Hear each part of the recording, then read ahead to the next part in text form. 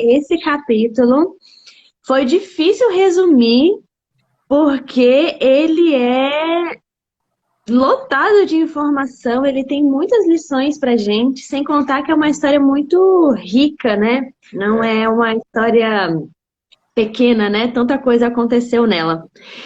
E daí, o nosso capítulo hoje, 60, ele tem o título O Terrível Erro de Saul. Eu Isso. até achei estranho porque ele colocou o terrível erro, né? Assim, mas tiveram tantos erros, acabou que não foi só um, né? Foi difícil achar apenas um. Eu falei, nossa, mas tem mais, né? É. Bom, e aí eu pensei em fazer o seguinte: lá no capítulo 59, a gente teve a coroação de Saul, né? Finalmente, o povo de Israel ganhou o rei que eles tanto pediam para Deus, né? É. Deus foi lá e indicou quem que era essa pessoa, né? E aí, quando terminou toda essa coroação, que o povo estava assim eufórico, estava feliz que finalmente aquilo tinha acontecido. Saul pega e simplesmente decide não reunir o exército, né? Ele tinha ali uma oportunidade de aproveitar que o povo estava feliz, estava ali só esperando para ver "E agora o que vai acontecer." Ele vai lá e dispensa o exército, né? Isso daí já deu uma murchada, né, no pessoal, porque eles não entenderam bem ali a postura dele. É quando, E eu quando os fico amonitas, pensando, quando os amonitas fizeram tudo aquilo com o povo de Israel, eu achei estranho, né? Porque o, aquele rei Cusita lá, ele chegou, subjugou o povo de Israel, e além do mais, ele chegou e falou assim: eu não quero só que vocês me sirvam, que paguem os impostos, eu quero que cada um de vocês seja furado o olho para provar e marcar que vocês são meu rebanho.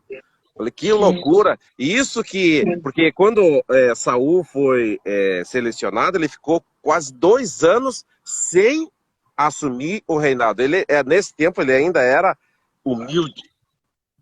é, então assim, eu achei interessante a gente entender assim, um pouco do contexto, né, que o povo de Israel vivia ali. Ele era um povo muito sofrido. E eu achei interessante que assim, os filisteus eram os arqui-inimigos, né? Só que eles eram um inimigo muito poderoso. Para vocês terem ideia, eles eram um exército que tinha espadas, que tinha escudos. E nessa época, o povo de Israel, né, os israelitas, eles só tinham uma funda e tinha um arco e flecha. Agora, imagina esse povo ir para uma guerra contra uma espada e um escudo, contra um arco e flecha. Então, assim, a desvantagem era muito grande. Então, exigia que para o povo ir para a guerra tivesse muita preparação, né? E meio que essa preparação ali não foi acontecendo. E levou 2 anos, depois do início do reinado de Saul, para que o povo, então, se preparasse para ir para a guerra, né? E, gente, eu vou falar para vocês, eles eram incríveis, os filisteus. Quando eles foram para a guerra, a gente está falando de 30 mil carros. A gente está falando de 6 mil condutores. Aqui ele fala que eles eram incontáveis como a areia do mar. E eu Sim. fico pensando, se para a Bíblia usar uma expressão dessa, né, é algo inimaginável. Eu não consigo imaginar. Às vezes a gente vê em cenas de filme, né, que a gente vê assim, um exército digital, né, a gente já fica, nossa, não sei o quê. Agora imagina ver isso ao vivo, né, igual a Sarinha tá falando aqui, era um exército preparado. E aí, o detalhe é que o exército de Saul começa a ficar assombrado. Ele começa a fugir, tem os desertores e tudo mais. E aí tem o primeiro detalhe da história, né? Quando Saul foi ungido, Samuel deu uma instrução muito clara para ele, né? Ele falou assim: Saul, quando a gente for para a guerra, você vai marchar com o exército na frente e eu vou depois. 7 dias depois, eu vou te encontrar no campo de batalha, né? E nós juntos vamos oferecer um holocausto para Deus, e aí vocês vão para a batalha com a proteção de Deus, certo? Uhum. Certo. Era uma instrução, assim, teoricamente simples. Só que, na verdade, é uma instrução cheia de fé, né? Cheia de confiança. Porque imagina, você tá lá no campo de batalha, você fica lá com os braços cruzados 7 dias esperando o profeta. Só que, na verdade, não era isso. Era também um momento que as pessoas deveriam ter de se aproximar de Deus, de confiar em Deus, de estar ali focado, né, na missão. E esse era o papel de Saul. Era ele que devia estar passando isso para o povo, e ele literalmente estava fazendo tudo ao contrário, né? Ele estava a cada dia perdendo a fé, perdendo a esperança.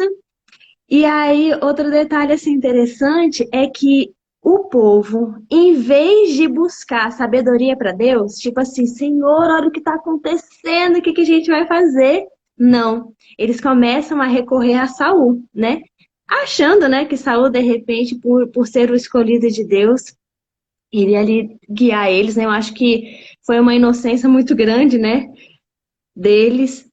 E aí, Saul, na sua falta de confiança, sem fé, com medo, desanimado, ao invés de encorajar o povo, simplesmente duvidou, né? E aí foi quando ele começou aí a titubear de um jeito muito perigoso, né? Porque é uma grande advertência para nós. A gente está depositando a nossa confiança realmente em Deus? Uhum. Ou a gente está tão desesperado com as situações que você acaba buscando outras coisas, né? E aí você acaba retirando a oportunidade de Deus agir na sua vida, né? É. É muito reflexivo isso. E tem aqui uma parte que ele fala assim no livro, ó. Mesmo assim, mesmo o povo duvidando, mesmo Saul duvidando, mesmo assim o Senhor ainda cuidava do seu povo e É. não o abandonou. Ele permitiu que passassem por situações difíceis para que se convencerem da loucura que era confiar na força humana e de que deveriam se voltar para ele como a única fonte de apoio. Ou seja, Deus tem essa mesma lição para nós hoje, né? Sim. Quantas situações a gente enfrenta dia a dia que é justamente para que Deus se manifeste na nossa vida, né? E Ele Uhum. consiga mostrar de forma muito clara: olha, eu estou com você, eu tenho a solução do seu problema, né? É.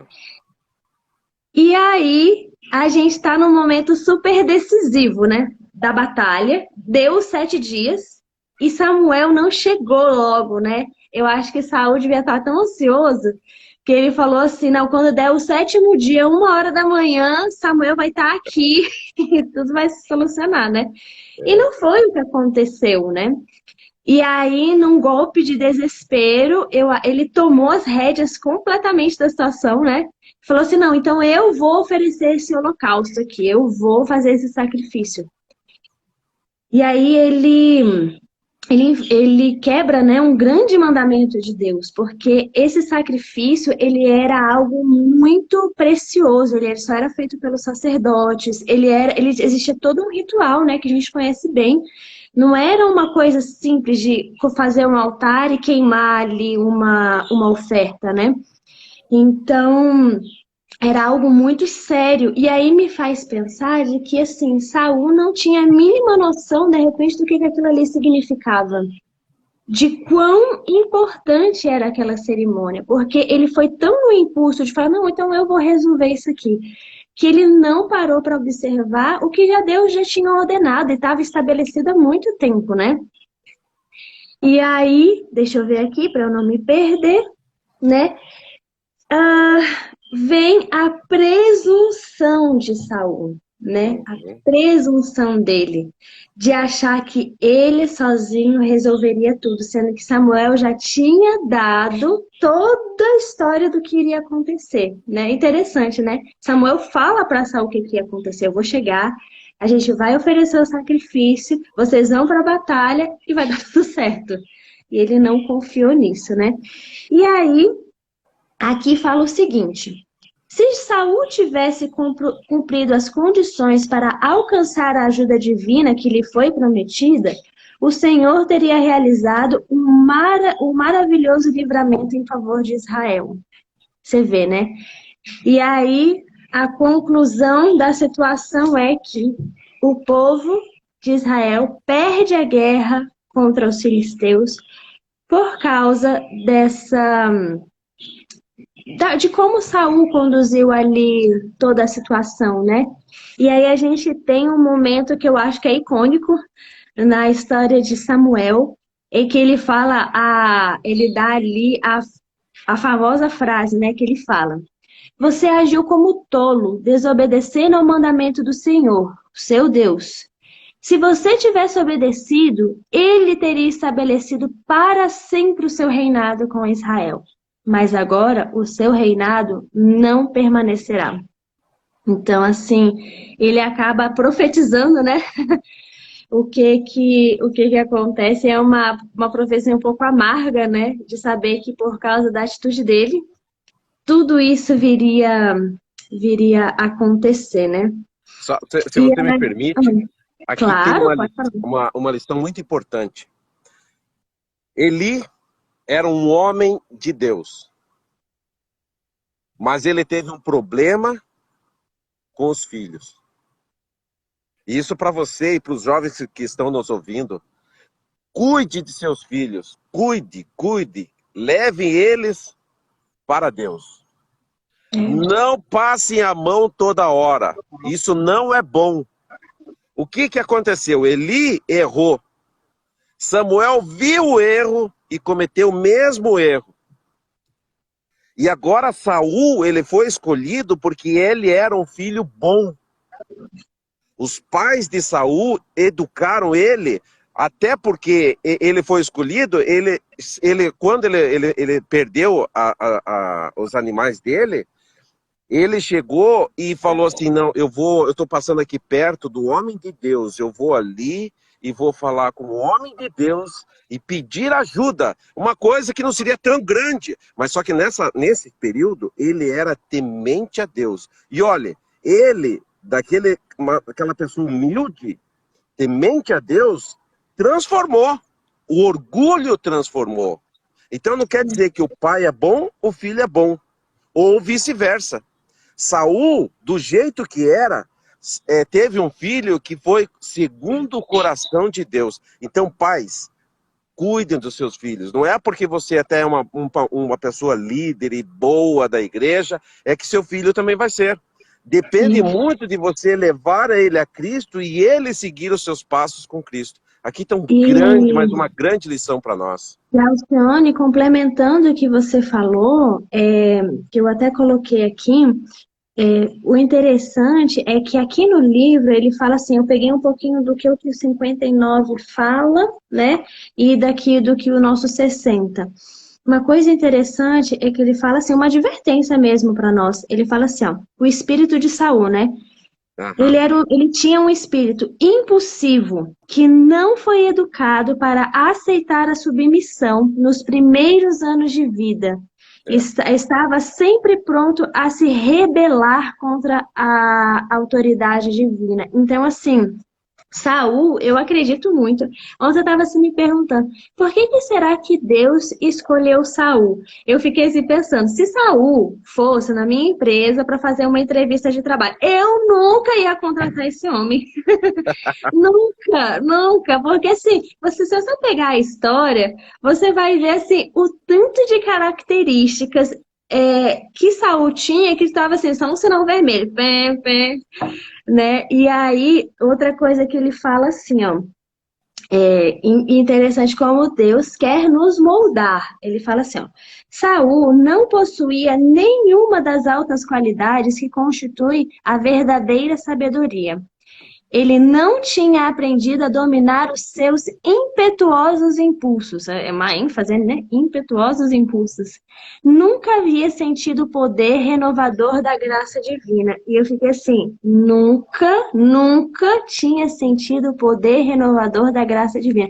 Isso me fez perceber que, de repente, Saul era um homem tão orgulhoso, Porque se a gente não experimenta a graça, primeiro, a gente não entendeu a salvação. É, Segundo, a gente não tem o arrependimento.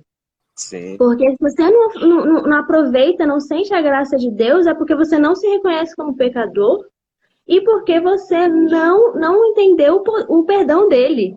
Então, assim, difícil, né? Eu achei, assim, bem duro. E eu tenho certeza que Deus escolheu Saul como uma forma de ensinar valiosas lições, tanto para o povo que queria confiar no homem, né, para liderar, e como o próprio Saul moldar ele. E o interessante é que quando ele foi ungido, Samuel fala que Deus colocou nele o Espírito Santo para que o Espírito Santo o guiasse, né, e acalmasse o seu espírito, Sim. né? Então, assim, Deus sabia os pontos fracos dele e deu a forma para ele de como vencer esses pontos fracos, né? E Deus faz o mesmo comigo e com você, o mesmo. Ele conhece, assim, eu falo que não é nem no raio-x, é na ressonância, que vê tudo mesmo, quem nós somos, e ele está disposto a dar todo o poder para a gente poder vencer esses nossos pontos fracos, né? Mas Tatá, como que Saul... se você me permite, você entrou num aspecto que eu ia fazer ontem, esse capítulo 59. E me chamou muita atenção nesse ponto que você levantou. Primeiro, que eu fiquei pensando a noite toda, por que Deus escolheu Saul? Eu acho, Eu fiquei pensando. a minha opinião, porque foi Deus que escolheu, não foi o povo. Falou, eu quero aquele lá. Não, não. Deus falou, Uhum. eu vou escolher. Eu fico pensando e vou falar para ti. Cara, que situação complicada para Deus. Para mim, ele era o único, mais próximo do que seria bom para o povo de Israel. Eu penso assim, e aí Deus também, eu acho que deve pensar assim, porque ele é onisciente, onipresente, ele conhece tudo, ele é onipotente. Ele falou assim, isso aqui não é bom, mas eu vou dar chance para ele ser o homem segundo o coração de Deus. E outra coisa muito importante, uma coisa extremamente importante, que você acabou de falar, a murmuração, as reclamações. Hoje nós vemos dentro dos jovens muitas pessoas fazendo isso. E Ellen White fala que isso é espírito do demônio. Porque o pastor Ayrton. Porque o pastor... porque a pastor... por causa disso. A reclamação acabou com o povo de Israel. A murmuração. Porque eu acho que tinha que ser assim. Eu sou da outra fase, não sou da velha fase, lá dos velhos que pensavam assim. Cara, tudo idêntico. E a gente não percebe o erro que muitas vezes estamos cometendo. Eu falo para Sim. você, jovem que está nos ouvindo, cuide com as murmurações. Murmuração fez com que Miriam tivesse... E outra coisa, quando a gente erra, a gente tem que ser humilde. Aqui Saul chegou e falou, eu fiz isso porque você demorou, Samuel. Ou seja, sempre vai tentar achar um motivo para o seu erro. Cuidado. E Alcione, para fechar essa primeira parte, porque assim, esse capítulo ele traz duas histórias, né? Vamos falar assim. E para fechar essa primeira, é o que você falou. Deus estava disposto a livrar o exército de Israel. Ele iria fazer isso, ele iria. Mas Saul não confiou. Não confiou. E o interessante é o seguinte, é que fala, Deus teria realizado o livramento. Assim como a gente viu nas outras histórias, nas outras batalhas, Deus teria feito, né? Sim. E o interessante é que quando Samuel chega e vê o que Saul fez, Saul estava tão cheio de si que ele pegou, foi lá assim para Samuel, olha, eu já resolvi tudo. E na verdade, ele foi incapaz de ver o que ele tinha feito de errado, incapaz. Então, assim, a gente vê muito orgulho, a gente vê muita cegueira espiritual, né? Porque era uma coisa muito clara que Deus deu para o povo de Israel, que era com relação às leis cerimoniais, né? Era algo muito sagrado para eles.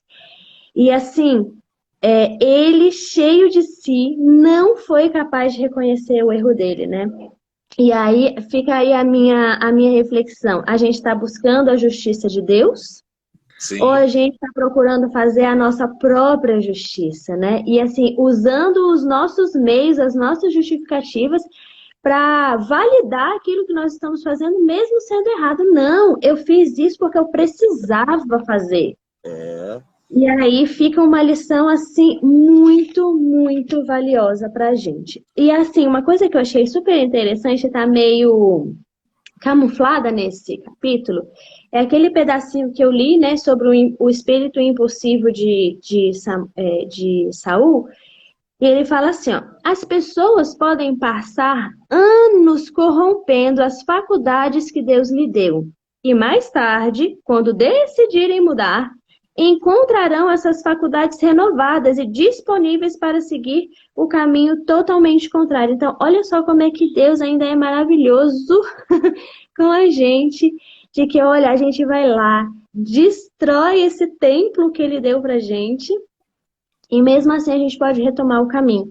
E aí eu coloquei aqui uma observação que é o seguinte: uma vez que a gente entende o sacrifício de Deus para a gente entende que a salvação está disponível de graça para a nossa vida. O que a gente Uhum. precisa fazer para ter a salvação? Acreditar. Acreditar. E aí, esse acreditar não implica em simplesmente, ok, beleza, eu acredito, beleza, daqui a 10 anos estarei no céu. Não é isso. Deus pede que a nossa vida seja uma vida de santificação. Vida de santificação significa vida sem erro? Claro que não, porque somos pecadores, né? Mas a vida de santificação significa o seu compromisso de viver ao lado de Cristo. É. Viver, ouvir a voz dele, submeter o seu espírito, submeter as suas vontades, sabe? Isso é tão complexo e às vezes a gente deixa de lado porque a gente acredita que basta você aceitar, basta você saber, né? E eu gosto de dizer que acreditar nisso tudo, em todo esse sacrifício, na salvação, acreditar em tudo isso, significa sim uma responsabilidade, né, que temos de viver em conformidade do que Deus espera de nós, né? É. O que Deus espera de nós? É esse processo de santificação até a nossa a nossa redenção no céu, né? E Uhum. aí, a última parte da história, ela fala assim: Jonatas é honrado. Que história foi essa? O Saul tenta reunir de novo o exército. E nessa de tentar reunir de novo o exército fala assim: não vou não, não vou não. Assim, ou seja, autoridade zero, né? Liderança zero, assim, capacidade de persuasão zero, né? Tipo, o povo fala assim: não, o rei tá falando, eu não tô nem aí, não vou não. E aí, Jonatas, que era um homem de fé, Jonatas, que era um homem que acreditava e temia a Deus, ele tinha um escudeiro que também tinha os mesmos sentimentos que ele. E aí, Jonatas fala assim: se for da vontade de Deus, eu e o escudeiro vamos invadir o acampamento dos filisteus e a gente vai solucionar a batalha. Só Olha dois. só a fé, a fé. A gente estava falando lá atrás, 30 mil carros, 30 mil. Aí você vai com duas pessoas, né? E aí não para por aí, não para por. Ah, peraí. Engraçado, olha só, eu até botei essa observação, já ia deixar passar. Deus permitiu que a crise chegasse, que a crise no exército, né, nos soldados, chegasse a esse ponto para repreender Saul e ensinar o povo uma lição de humildade e fé. Ou seja, tinha uma diversidade, mas Deus queria ensinar algo. E as pessoas não entendem, às vezes, isso de como Deus quer moldar a nossa vida, moldar o nosso caráter através das situações, né? Às vezes a gente fica lá na autopiedade, no sofrimento, tipo ali vivendo aquilo, né? Não desapega da angústia. E Deus tem tanta coisa para ensinar na nossa vida, né? E aí, olha só o babado. Eu fiquei angustiada por Jonatas. Existia um penhasco que separava os dois exércitos. E a forma mais fácil de entrar no acampamento era escalando, escalando esse penhasco. O penhasco era tão difícil que quase não tinha segurança, né, dos filisteus ali, porque eu falo assim, quem que vai entrar por aqui, né? E aí os dois vão lá, escalam o negócio, aposto que não tinham nenhum equipamento de segurança, nenhuma cordinha, e vão lá, né? Quando eles foram lá, o interessante é que aqui fala que os anjos lutavam com eles. Eu até arrepiei aqui, porque é um negócio que você fala assim, era tão poderoso, que o exército dos filisteus, vendo aquilo, se apoderaram de tanto temor, era tanta confusão entre eles, porque eles não entendiam porque aquilo ali era sobrenatural, né? Não era uma coisa que os homens estavam acostumados a ver, que eles simplesmente começaram a ter tanta confusão entre eles, que eles começaram a fugir, que eles começaram a matar uns aos outros. Você vê, e por causa de dois homens, foi que o exército foi vitorioso, finalmente vitorioso. E aí, o interessante é a outra lição da história. A gente tem essa parte de fé de Jonatas, e aí a gente tem a parte feia, né, de Saul, porque ele estava lá no acampamento dele, esperando que a graça divina colocasse fogo em tudo e solucionasse, né, toda a história. E ele vê o que está acontecendo, e aí ele começa a chamar os soldados vendo aquilo, eles vão para a batalha, né? E aí ganham. E aí, primeiro, Saul se apoderou da vitória, como se fosse ele. Aí eu falei, meu Deus do céu, o homem tava assim, não tava batendo bem não tava batendo bem das ideias. Porque ele viu um negócio poderoso desse e ele não foi capaz, até os inimigos reconheceram o poder de Deus, ele não. Não. Então, assim, muito orgulho da parte de Saul, né? Ele se apodera dessa vitória, né?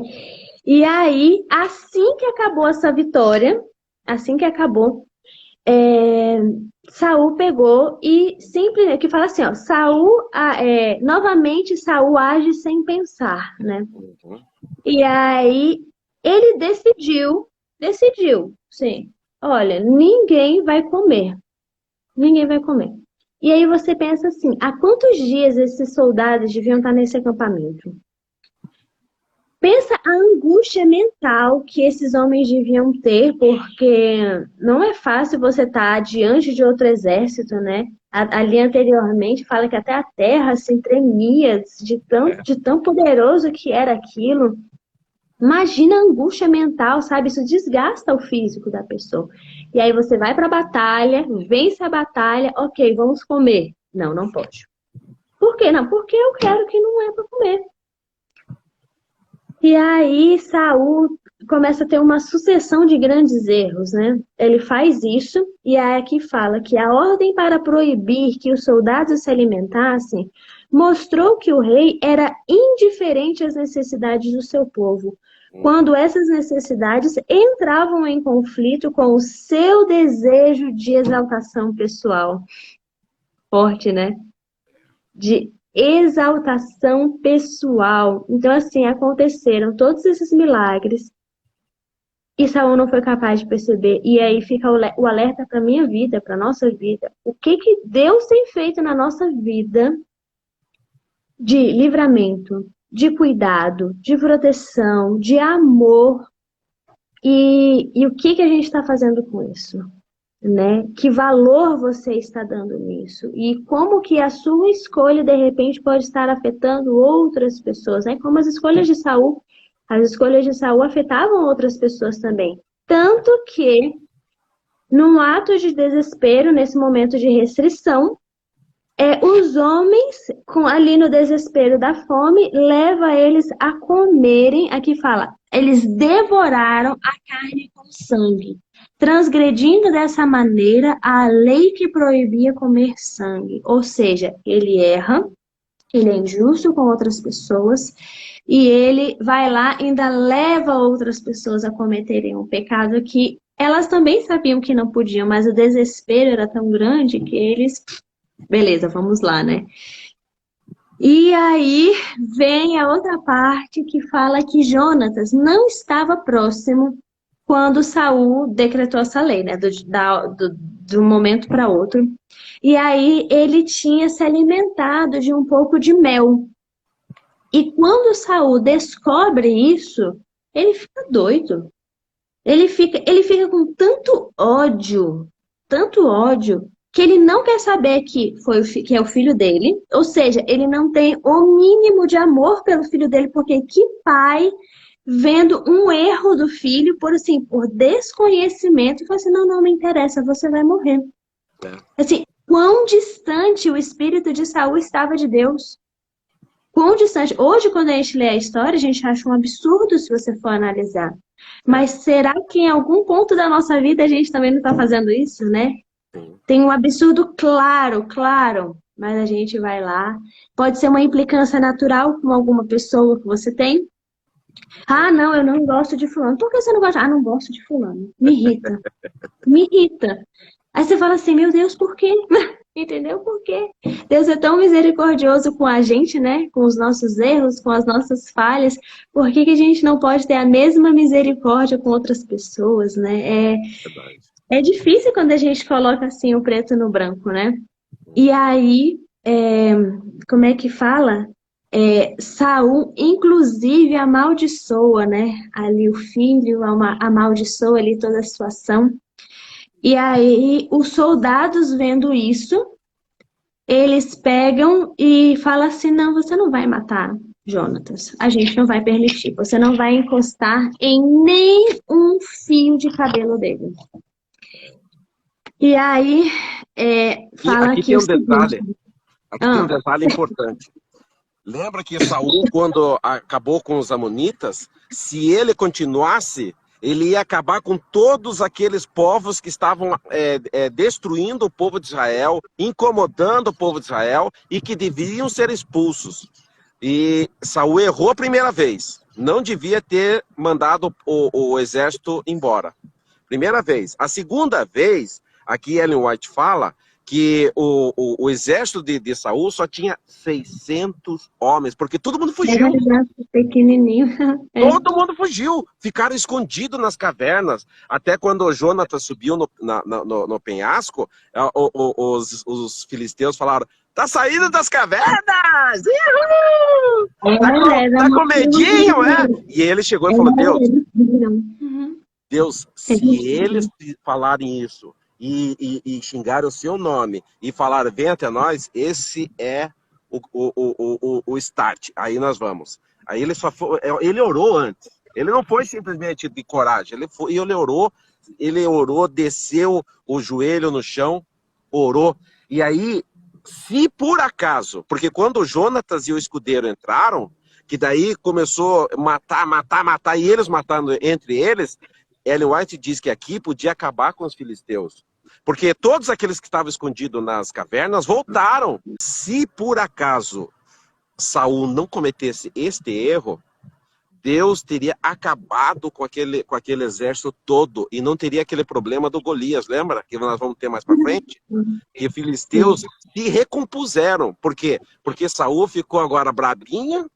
Vamos embora, não quero mais brincar disso. E Alcione, sabe o que é o interessante dessa sua fala? É a gente pensar o seguinte, Deus tinha uma promessa, né? Aliás, Deus tinha um plano, né? Ok, vou colocar um rei, eu espero isso, eu espero isso, eu espero isso. Então Deus tinha um plano, né? E aí, conforme o homem, por si só, vai se desviando do plano de Deus, Deus vai montando outros planos. Interessante, né? Deus vai montando outros planos. Então, assim, talvez se Saul tivesse sido o rei que deveria ter sido, Talvez Davi não tivesse se levantado da forma com que se levantou. Talvez Jonatas tivesse sido rei, né, no lugar de Davi, porque era o sucessor ao trono. Então, assim, quantas coisas poderiam ter sido diferentes, mas elas seguiram esse rumo. E o que a gente tem que fazer é tirar lições preciosas do que o nosso caráter, do que o nosso impulso humano pode nos levar a nos desviar dos caminhos de Deus, né? Dos planos que Ele tem para nós, né? E Deus ali como um Deus de amor, um Deus de cuidado, sempre procura nos colocar de novo nos trilhos, né? Se a gente saiu ali do caminho, Deus vai lá e constrói uma estradinha. Olha, não, então vem por aqui. Não, então vem por aqui. Então vem por aqui. E aí, para a gente encerrar, eu queria falar 3 coisas importantes. Aqui no livro ele fala assim, ó. Assim como Saul, muitos se recusam a ver a causa do seu próprio problema em si mesmos, quando se convencem de que o Senhor não está com ele. Ou seja, você não está se apoderando do que Deus quer fazer na sua vida.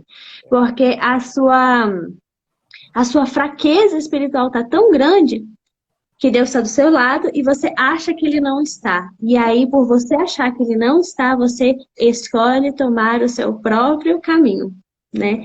E aí ele fala assim, ó, consentem no julgamento cruel ou reprovação de outros que são melhores do que eles. Ou seja, tudo isso e você ainda está se colocando no papel de juiz, de avaliar a vida e a conduta dos outros. Ou seja, gente, olha, Deus é um Deus de muito amor. Porque se você for parar para colocar preto no branco o ser humano, vai ficar difícil. Vai ficar muito difícil. Então, assim, Deus é um Deus de muita misericórdia, né? E aí eu vou inverter aqui a ordem do que ele coloca aqui para finalizar o capítulo, que eu queria encerrar com uma outra coisa. E aí ele fala assim, este foi o momento, essa história de Jonatas, né? Quando os soldados têm ali que salvar Jonatas, né? Deus coloca assim aqui, quanta amargura trazia para os soldados, né? O pensamento de que Saul tinha sido colocado no trono por sua própria escolha. Ou seja, não foi Deus. E o interessante, que a gente não falou, eu não sei se falaram no capítulo de ontem. Mas Saul, ele era um cara que aparentemente, fisicamente, ele era o cara perfeito. Sim. Ele era um cara que se sobressaía fisicamente das outras pessoas. Mas aí é que tá, espiritualmente ele estava vazio, ele nem conhecia a voz do Espírito Santo. Gente, o Espírito Santo foi dado para habitar dentro dele. Deus falou assim, vou colocar o meu Espírito dentro de você. E ele não era capaz de reconhecer isso. Aí eu me perguntei assim, quando a gente está numa situação onde a gente vê a graça de Deus, o cuidado de Deus, a gente não fica emocionado, né? A gente fica emocionado, a gente fala assim, nossa, como Deus foi bom, nossa, quantas vezes... Então, Saul não era capaz de reconhecer isso. Não era. E aí, eu encerro fazendo a seguinte análise pra gente, né? A gente está buscando a ilusão do presente ou Deus e suas promessas, né? A gente está querendo viver a glória do presente ou se apoderar da promessa eterna, né? E aí ele traz o seguinte pra gente, e aí eu encerro a minha fala falando assim, aqueles que buscam a exaltação própria são colocados em situações em que o seu verdadeiro caráter é revelado. Foi isso que aconteceu com Saul. Então, assim, vale a reflexão para a nossa vida, para a gente parar um momento em silêncio, sozinho, você com Deus, para você poder analisar o que você tem feito. Mas seja verdadeiro.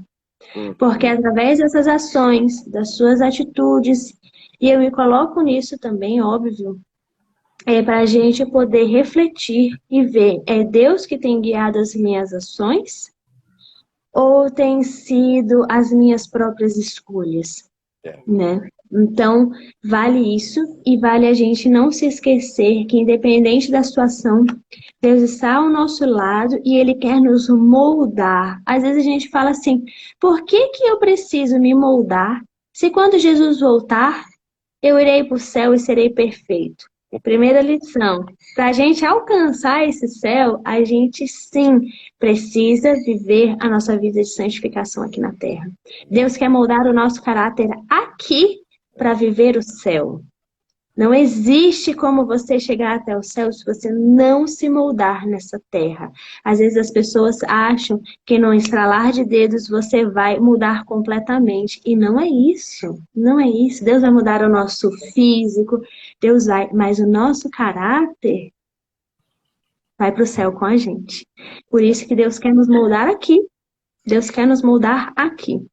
E isso é necessário para você alcançar essa eternidade. Deus quer, na verdade, esse molde do seu caráter, na verdade, é Deus querendo te transformar em alguém melhor. É Deus querendo te transformar naquilo que Ele quer para a sua vida.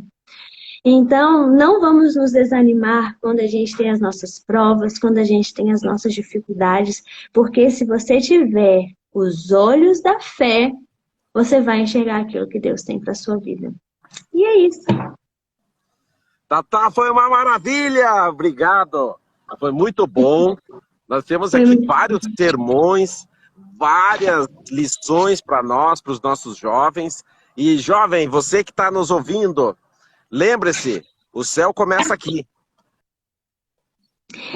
Querido Deus, muito obrigada por esses momentos que passamos juntos.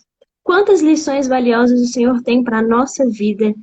O Senhor é um Deus de amor, um Deus que, apesar de todos os nossos erros, de todas as nossas dificuldades e falhas, o Senhor ainda quer nos resgatar a cada dia. O Senhor ainda nos busca a cada dia para que nós possamos, muito em breve, estarmos juntos no céu com o Senhor. Por favor, nos ajude a ouvir a tua voz. Assim como o Senhor deu a Saul o Espírito Santo para habitar dentro dele. Por favor, hoje, dê esse Espírito Santo na nossa vida, que possamos nos humilhar diante de ti e conseguir ouvir essa voz, esse guia que o Senhor quer nos dar para a nossa vida. Obrigada por esse sábado que daqui a pouco está começando, que a nossa preparação possa ser ao seu lado para amanhã vivermos um dia de muita alegria e felicidade ao teu lado. Obrigada por tudo, é o que lhe agradecemos, mas também pedimos em nome de Jesus. Amém.